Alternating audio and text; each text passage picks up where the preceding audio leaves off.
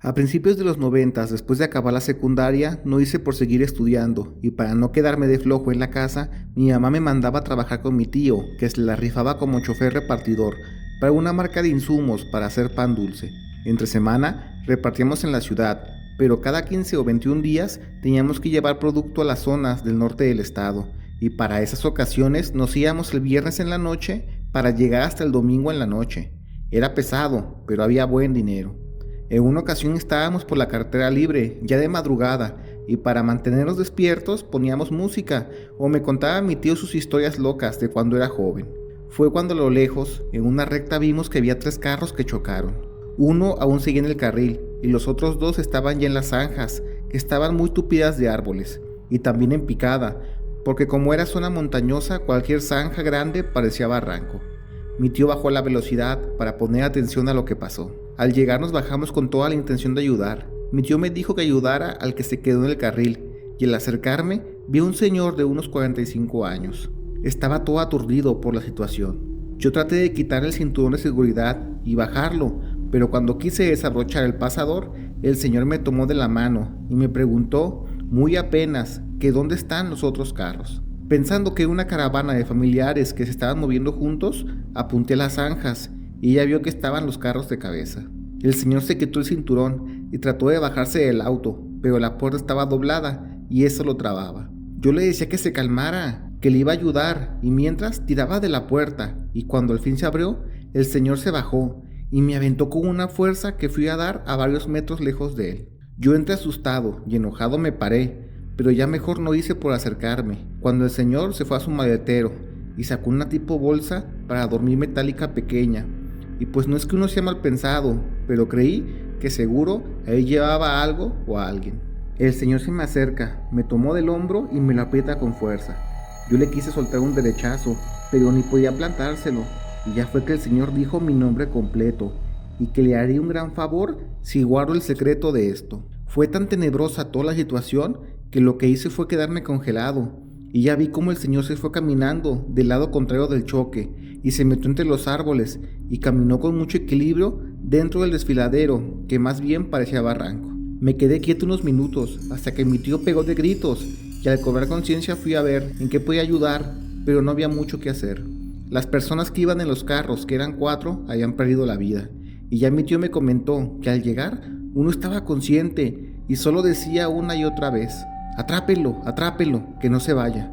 Al ver ya con calma toda la escena, pareciera que se estaban persiguiendo, y yo estuve a nada de contarle a mi tío lo que pasó con el señor del otro carro, pero mejor me callé. Ahora ambos asustados nos subimos de la camioneta y nos fuimos de allí. Mi tío decía que estuviera atento, para si veíamos unas luces del otro sentido, dar aviso del choque, para que estén con los ojos bien abiertos. Pasaron unos 20 minutos, cuando vimos que venía un carro de frente, y ya le aventamos las altas para que bajara la velocidad, y eso hizo. Sé que están pensando que eso de pararse en la carretera cuando alguien te pone las altas es muy peligroso, pero les recuerdo que eso fue a principios de los 90.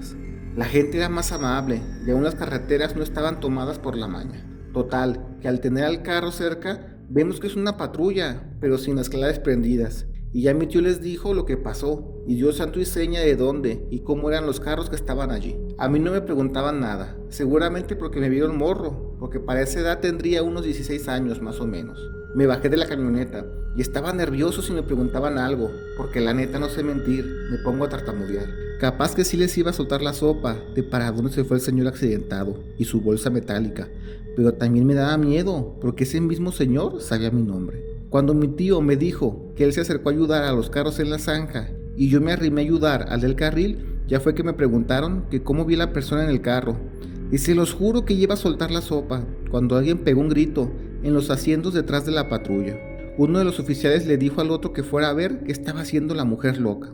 En ese lapso de tiempo llegó otro carro y lo pararon para también dar aviso, y yo me acerqué a la patrulla y pude ver que dentro hay una muchacha y cruzamos miradas. Quizás son locuras mías, pero se los juro que sentí que me habló de alguna forma, porque la escuchaba en mi mente y me decía, no digas nada. Yo estaba entre la espada y la pared, y para cuando me preguntó el oficial sobre el carro, al cual yo intenté auxiliar, solo dije que ahí estaba un señor dentro, pero también sin vida, y ya dije cómo era. No dije que estaba vivo y huyó de la escena. Ya nos dejaron ir y al incorporarnos al camino tuve mucho miedo porque no sabía si hice lo correcto. Y para cuando amaneció y pude dormir un poco, eso me ayudó a calmarme. Al día siguiente estábamos en una pensión y mientras cenábamos veíamos las noticias y estaban hablando de ese accidente de carretera. Y al escuchar la información, dijeron que habían fallecido 5 personas que se encontraban en sus carros. Debieron ser solo 4 los que mi tío intentó ayudar. No le conté a nadie esto, hasta 4 años después, cuando en la boda de mi tío salió ese tema, y ya siendo mayor se lo conté. Él me dijo que fue lo correcto. Ella me dijo algo que me dejó una gran enseñanza, y siempre aplico, que es que siempre le tenga mucha fe a mi intuición, esa jamás falla. Y tiene razón, porque en ese caso todo lo extraño paranormal que vivimos, esa noche salimos bien librados.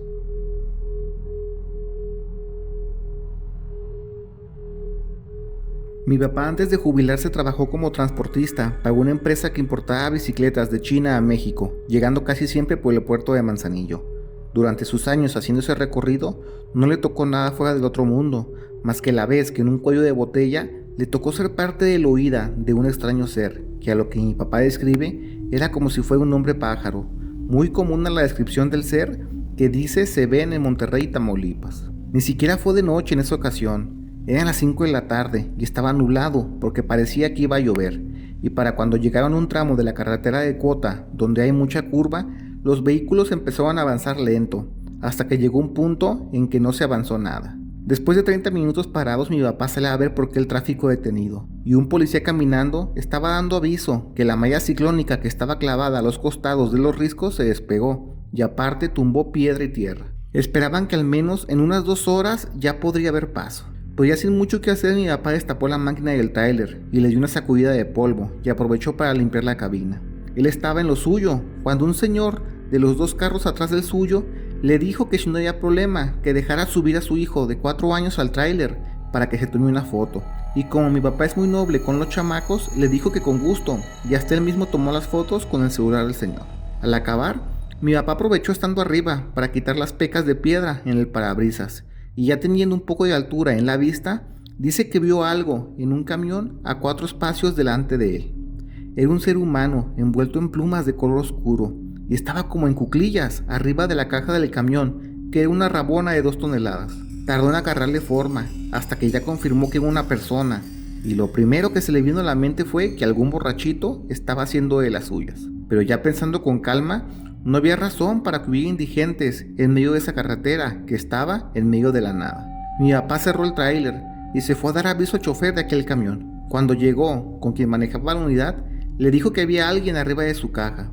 No sabe si es un borracho o le están robando, pero de que hay alguien arriba, lo hay.